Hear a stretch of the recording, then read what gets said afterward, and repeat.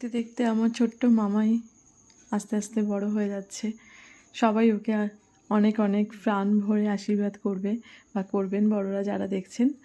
তো birthday celebration চলছে একেবারে ঘরোয়াভাবে।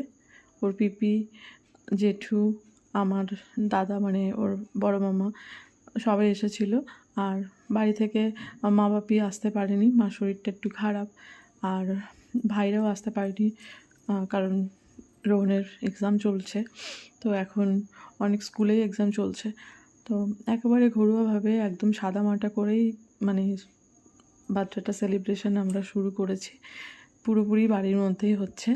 তো সবাই ওকে অনেক অনেক প্রাণ ভরে আশীর্বাদ করবেন। আর খুব মজাও হচ্ছিল, বাড়ির সবাই মানে খুব হাসাহাসি করছিলাম আমরা। ও এত এক্সাইটেড ছিল এবং কী সব করছিল উল্টোপাল্টা। তো সেটাই আমি বলছিলাম। এবার কেকটাও ভুলভালভাবে কাটিং করছিল ও দিদির হাত ধরে। লাস্টে আমি এসে আবার ঠিকঠাক করলাম। দিদি মানে আমার ভাসুরের মেয়ে। তো ও দিদির হাত ধরেই ও কেক কাটিং করতে চাইছিল। এবার উল্টোপাল্টা করছিল, মানে দিদিভাইয়ের কথাও শুনছে না। লাস্টে আমি এসে আবার বললাম ঠিক আছে চলো, আমি ধরে আবার কেকটা কাটিং করে দিলাম।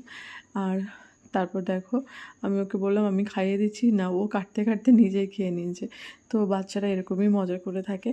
আর ও দিদিভাই বলছে বা ওর জেম্মাও বলছে যে মাকে একটু খাইয়ে দাও। ও বলছে না, ওটা তুমি এইভাবে নিয়ে নাও। আমি তখন মজা করে বলছি ও আমাকেই খেয়ে নিতে হবে। তো লাস্টের টুকরোটা তুলে আমি বলছি দেখো সবাই দেখো যে আমাকে খাইয়ে দাও। লাস্টে আমাকে নিজেই খেয়ে নিতে হলো।